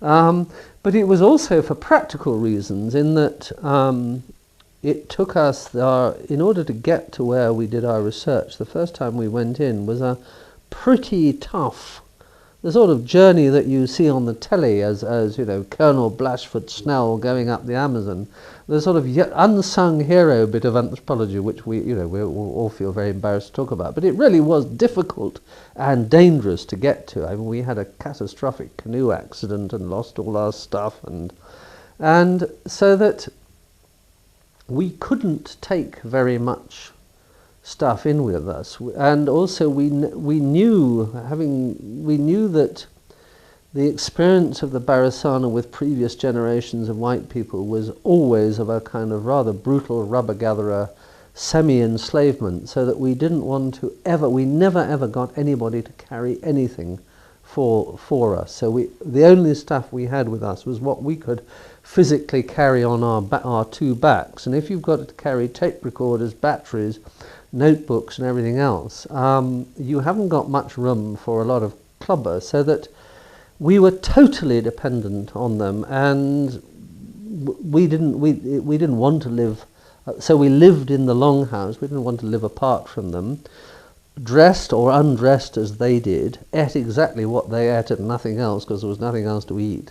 So it was pretty radically going native, and one of the things that I noticed was, although I was impressed by their architecture at the time, it just became very quickly sort of, you lived in the house. It was the house. And it was only much later in my research that I began to, I'd looked at the house in sort of symbolic terms earlier on. Both of us had looked in our theses and books at that, but it was only really later, much later on, that I began to understand the real in-depth significance of this, like a bit of clothing that I'd taken for granted.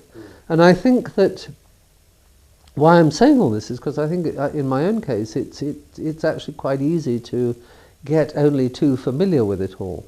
I do, though, I get an enormous amount of pleasure. One of the things that I really love as a sort of aesthetic pleasure is the fact that I can now, I still go back to Northwest Amazonia periodically, the fact that I can now walk into an Amerindian longhouse and people come up to me and say, "Oh, hello, Stephen, you arrived," but they do it as if they treat me like an elder, and I know how to behave. And just the fact, it takes me back to the beginning of all this story about, sitting in Jamaica and in school dreaming about Amerindians. The fact that I can now just live in that area with them in a way which is entirely natural to me and entirely natural to them is to me a very exciting sort of achievement, and so that I think, yes, I have no doubts about the psychic unity.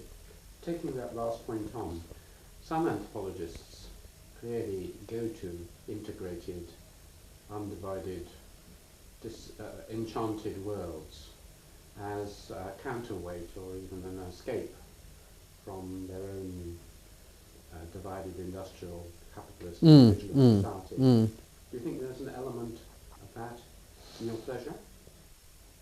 An interest in being there? Did it restore something which you lost as you grew up at school and work? I don't think so. No, I in fact, I'm rather critical. I think there's much too much. I do love being in Amazonia, and there's a whole other dimension of my research which I haven't talked about, which is that I've brought together my interest in botany, zoology, natural history, which I can come back to. But I think I really dislike, there's a tendency which is very manifest in quite a lot of writing about Amazonia, which is that, and this goes right back to the beginning of the discovery of the Americas, that Amerindians have always represented the foil against which Westerners or Europeans assess themselves. So Rousseau, Montaigne, etc., have always used the Indians are either ignoble savages, which is the kind of the Hobbesian stuff, which is very much in Chagnon's writings and various other people's writings. They're either awful, warlike, savage, etc., or they're wonderful, pristine, beautiful and pure. So that there's a huge amount of stuff in Amazonia at the moment about how Amazonian Indians reject, there's clusters work on politics. You know, we have corrupting politics, they reject politics. They reject the idea of coercion and power. We have economy, they don't have economy, they only have subsistence. We wear clothes, they're naked, and the only reason they wear clothes is because they're corrupted by us. And a lot of my writing has been against this kind of binary view. I think that, I don't accept that Amerindians are natural-born ecologists in the sense of defenders of, they're certainly extremely good ecologists in their knowledge of their environment, but I don't believe that they're naturally inclined to preserve the Amazon rainforest against the onslaught of civilization. And I don't believe, I think the reasons why Amerindians are interested in clothes is because clothes are damn good things to dress up in.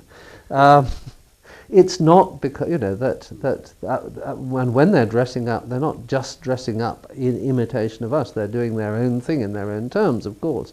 But it isn't that clothes represent a corruption. So that, for me, I suppose I have, my roots are countercultural. And I suppose that going to Amazonia in the 60s was, in a sense, countercultural. But I don't see it as a sort of paradise which is the opposite of corrupted Western civilization. Though I have to say I do like living in Wales and living up the mountains, but that's just because I like being in the country. I don't particularly express any hostility to civilization. It's got lots of contents and discontents, like Amazonia. Just to pursue, since you mentioned the other side of your work, the zoology, botany side of it, what else would you like to put on record about that? Well, I was just thinking that, it links back to what I was saying, that one of the reasons, I suppose one of the reasons I became, if you think back to what I was saying, in part it's a story which is a very classic anthropologist story of the experience of being bicultural or between two cultures, so that mine was initially Jamaica and Britain.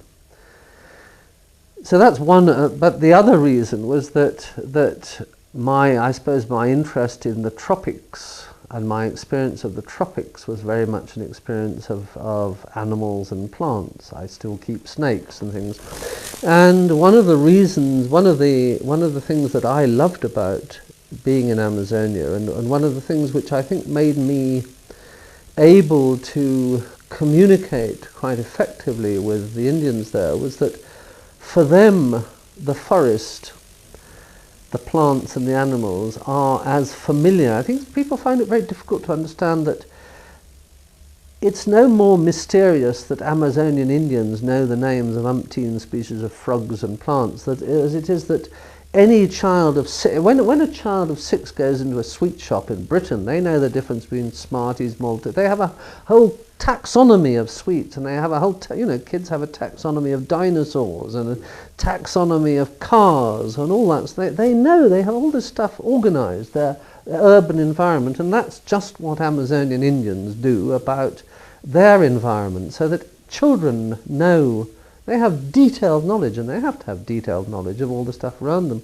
And unless you yourself pursue that, and there is a sense in which you can't really talk to them, and know what's going on in their head. When, for instance, they're walking in the forest, it's as if you were walking. If you don't understand that, it would be a bit like walking in an English town, not being able to read, and not knowing what wool. If you see walls, it means ice cream or etc. So that was both, to me, a huge advantage, that I was able to communicate about something which meant a lot to them and was part of their world. And also I learned a great deal from them And I did quite a lot of work. I've done quite a lot of work on, particularly on herpetology. I did quite a lot of collecting for a colleague of mine who's now dead, but a wonderful Latvian herpetologist called Fred Medem. In fact, Christine and I discovered or rediscovered a species of turtle that hadn't been seen since 1876, and which we ate for breakfast a lot of the time.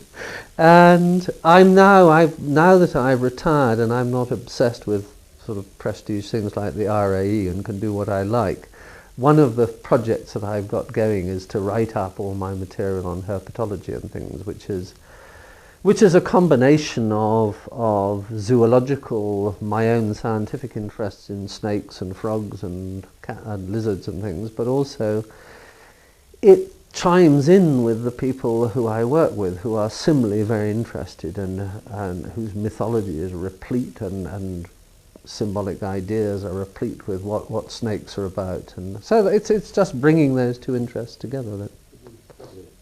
Well, we've just got about 20 minutes Mm-hmm. or so. So perhaps we'll come back to Cambridge. Mm-hmm. You mentioned that you, when we were talking about the Cambridge Anthropology Society, which was an undergraduate society, was it? Mm-hmm. There you met.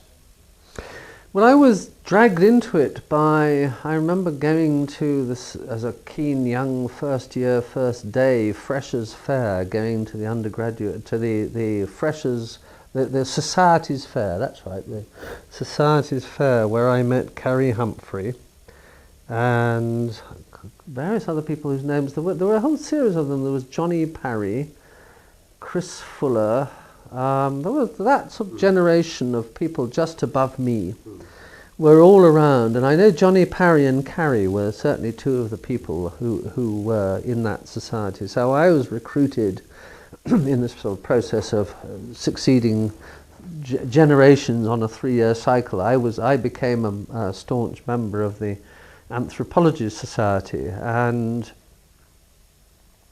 through that we used to go and ask Edmund used to tell us who to invite next, so that we got, now who do we get? We got Desmond Morris, who was about to write The Naked Ape. He was good value. We got Mary Douglas. Edmund was quite interesting about Mary Douglas. It was a sort of sparky relationship, I think, that he used to refer to his theory of taboo. He was very correct about that. He used to refer to it as the Leach-Douglas theory of taboo.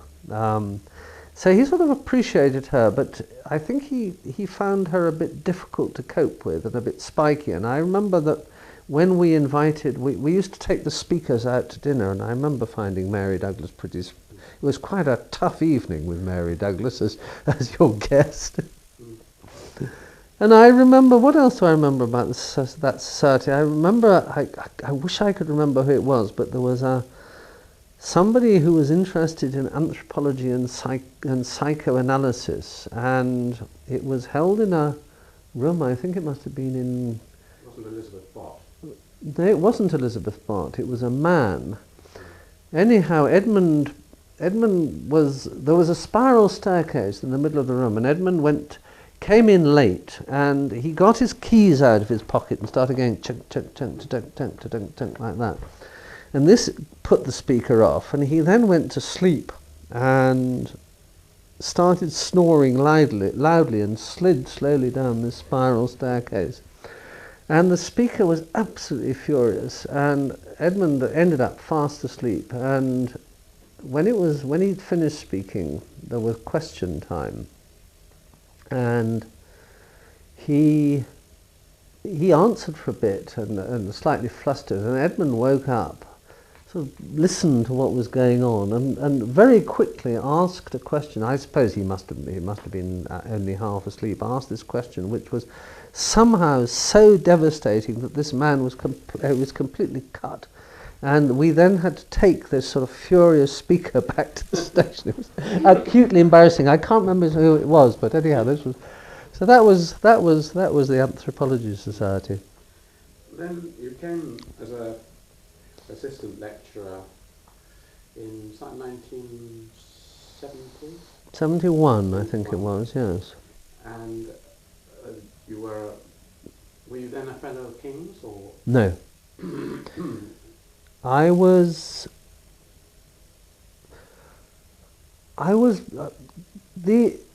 they had started under the Parry scheme. They started a series of Latin American studies centres in Oxford, Cambridge, London, Manchester, Liverpool and Edinburgh.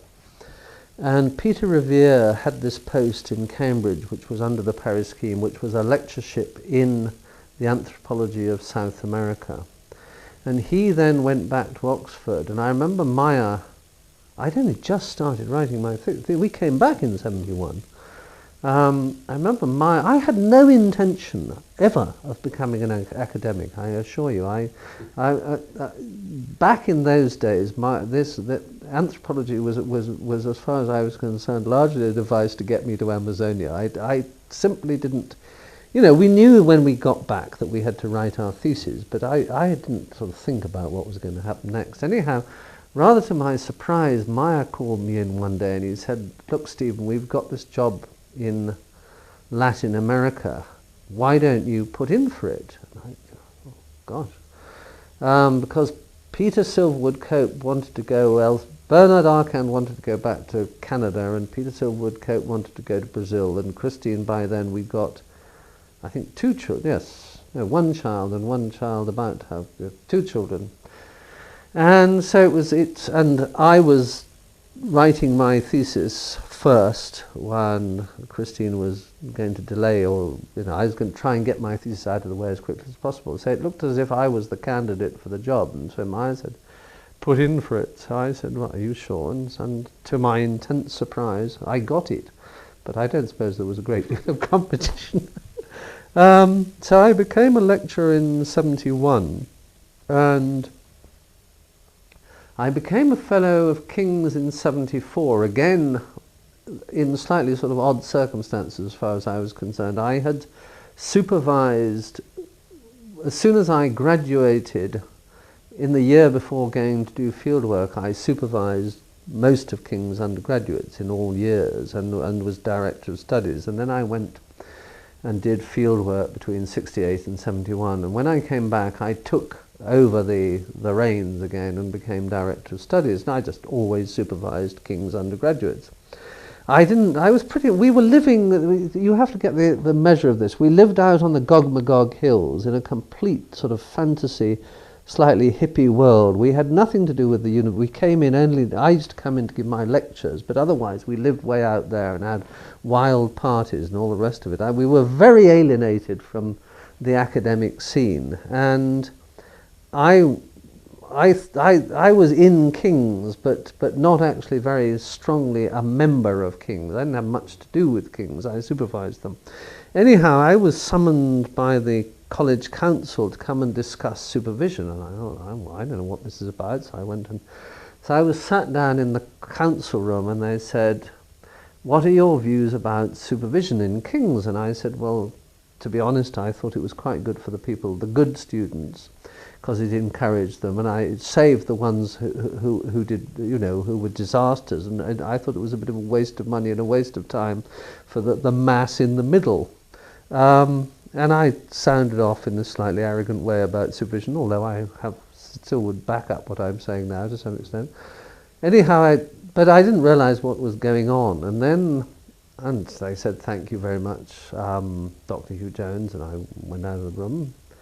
And I then got a telephone call about half an hour later saying the council is delighted to offer you a fellowship.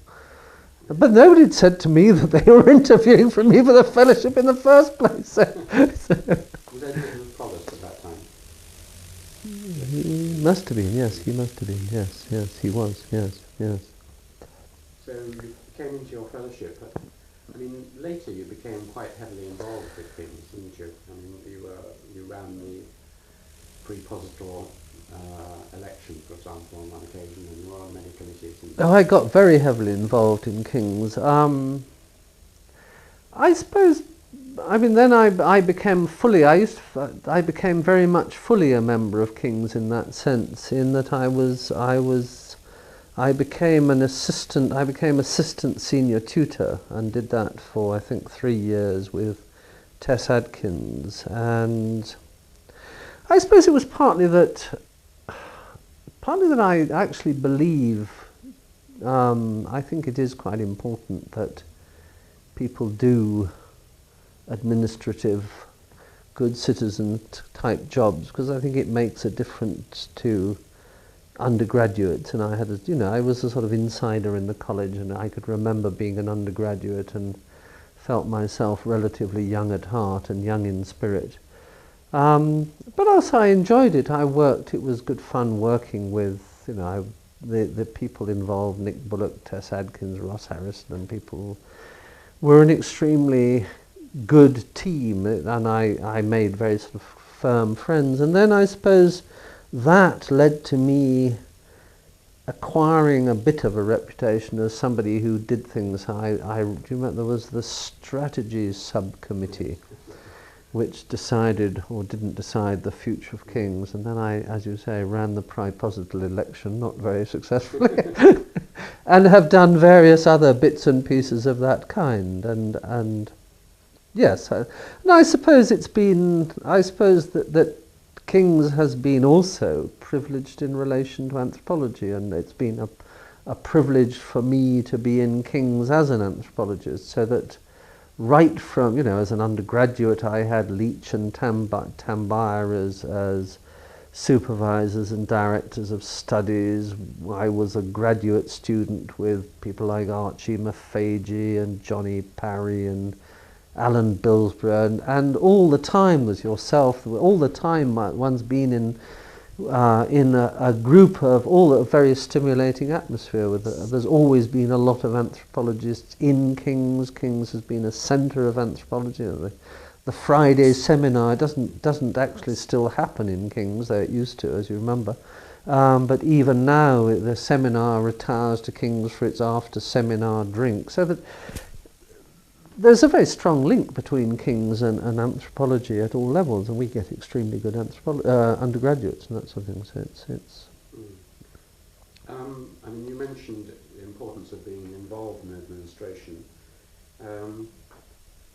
How would you assess your ability or pleasure in it? Because you've also played a very considerable and significant part in the administration of the department and the faculty as chairman of the faculty board and head of department. I mean, perhaps I can put it on record as I think you were the best of all the heads of department I've worked with, and I've worked with a lot. You have just the right mix of not taking it too seriously and yet taking it seriously enough. So I think you're a very good administrator, but do you quite enjoy it in a sort of... Oh yes. No, I do. I enjoy it a lot. I like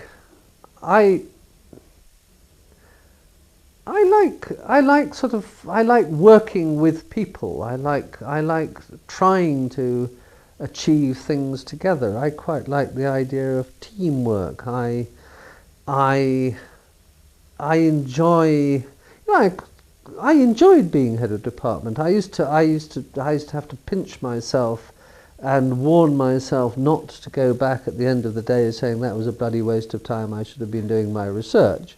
Which sometimes it was, but I mean, I think it's important to see it as a creative endeavour in its own right, and I think that people's characters. It's partly people's characters divide into people who are very self-centered, not necessarily in a bad sense, but are very sort of self-directed, and who are either or pretend to be totally incompetent in things like administration. I mean, Ernest was an example. Alfred Gell was another example. I mean, I don't think in either case they were necessarily incompetent, but they don't put in the time and imagination. It's not something that interests them, but it does interest me. And I'm glad that you think that I was successful and effective. But I suppose my approach to being a head of department was really to try and to be a facilitator, I suppose, to make it stimulating to work in an atmosphere, and I think also make it fun.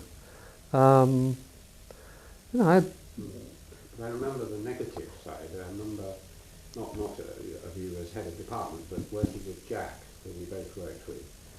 I remember you coming back in some distress from meetings. Oh, Jack was at. Jack managed to. Jack was, I think, the only administrator or the only head of department who reduced me literally to tears, but not tears, just tears of frustration. This was because he tended to delegate and then take it away. Delegate and then take away, yes, but also no. I think it was also that I think Jack did some important things in the department which needed to be done, but they were quite painful at the time, and they were a prelude to things which are happening in anthropology today, not all of which I necessarily approve of, but which had to happen for financial reasons, and have happened in academia in general. But certainly it was the case, yes, that Jack was difficult. What about Marilyn? How have you got on with? Extremely well, extremely well, and I think that. No, I've always been very keen on Marilyn. It was me who went and asked her if she would consider becoming professor, William Wise Professor here, and I think she was very, very effective as a head of department, and I learned a lot from her. I think that she's somebody who cares about people. One of the things that I really appreciated from when I was head of department, was just a little postcard saying thank you for doing that, and I think I think one of the things which is very, very important is that I think a lot of people in academia don't realise the importance of assistant staff. I mean, they treat secretaries as if they're creatures from another planet, sort of servants from another planet rather than colleagues and friends. And I think Marilyn, although she's slightly reserved, I think she does that very well, and that was certainly something that I felt I should do, and I think it makes the system more happier and more efficient if you're working with a sense of common purpose.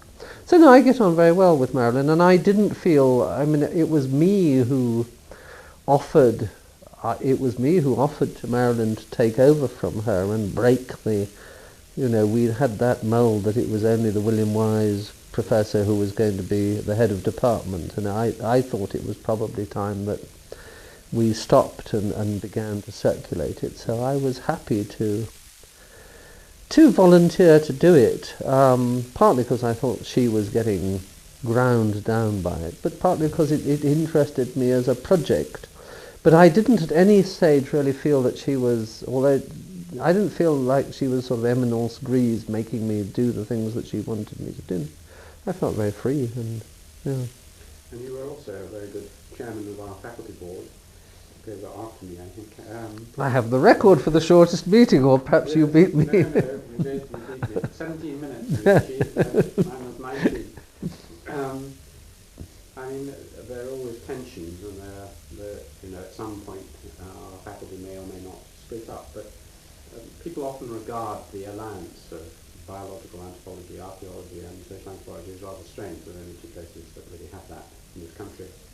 Do you think it was you went right through the system from beginning to end and then ran the faculty? Do you think it's a good triumvirate and a good structure? I think administratively, yes, by and large. It doesn't worry me. I find it actually quite useful to have people like Rob Foley or archaeology colleagues who act as a sort of distant, a friendly critic about what we do, as much as we act as a friendly critic about what they do. So that I find, for instance, it's quite useful to have somebody in an allied discipline who's able to say to you, "Are you sure you want to make this appointment? Have you, in the enthusiasm in an appointments committee, somebody who's just a little bit outside who says, hang on a minute, have you thought about the consequences for this, that?" It's very useful to have a friendly outsider, and so I don't mind that. I think the thing which I find very sad, actually, is that I wouldn't like to see an integrated 3-year tripos or anything like that, but I think the part 1 is a mess, the first year teaching. And the reason I think it's a mess is because I think it's neither fish nor fowl nor anything else. If we are going to have integrated teaching, it should be at a sort of intellectual level, a theoretical level. What is it? Why is it that the intellectual projects of anthropology, archaeology and biological anthropology are and are not related? There are some really interesting questions about, the whole anthropological interest in, or some anthropologists' interest in evolutionary psychology seems to be an example of this. That of course cognitive, studies of cognition are relevant at one level in anthropology, and surely our biological anthropology colleagues have got a lot to tell us. But there's also it's the exploration of the points at which one kind of explanation gives way to another kind of explanation in terms of frames of time or ideas about evolution, etc. But I think that the current teaching fails to deal with that sort of thing, and instead, well, certainly when I last saw it, fortunately I'm out of it now, but instead of that it was kind of gender from an archaeologist's point of view, gender from an anthropologist's point of view, and gender from a physical anthropologist's point of view, or death from an, there's just sort of low level of intellectual, there's nothing there, there's no common purpose at all. So that I think, in short answer, I think that administratively it seems to be fine, though possibly, you might make economies of scale or you might not, I don't know. You seem to have been through both directions at once recently. But intellectually I think it's a great missed opportunity, and I think it's actually a missed opportunity both at these big theoretical questions and also going back to my own work. One of the things which is exciting about Americanism, or the Americanist study of indigenous America, is that anthropologists and archaeologists work very closely together, so that I read quite a lot of, I love stuff on the Maya and the Aztec and the Incas and the pre-Inca civilizations, and am very interested in the archaeology of Amazonia, so that at a regional level I see archaeology and anthropology very closely together, but I certainly didn't get that feeling of excitement from the faculty. But that's largely, I think, because the faculty is made up, most of the archaeologists that I knew were working on Europe in one direction, and most of the anthropologists were working outside Europe in another direction, but whilst in somewhere like Amazonia they're working and they have a common purpose. I was just going to say that I'm enormously enjoying retirement, because my retirement isn't and never was intended to be a getting out of anthropology, but so much as sort of doing the things that I want. And it's allowed me, on the one hand, to write much more than I was writing before, but also I've developed all these other interests in Tibet, Bhutan, which started out as a hobby, but are becoming more and more a serious interest, and so retirement is a good thing. Excellent. Well, thank you very much indeed, Stephen. Pleasure.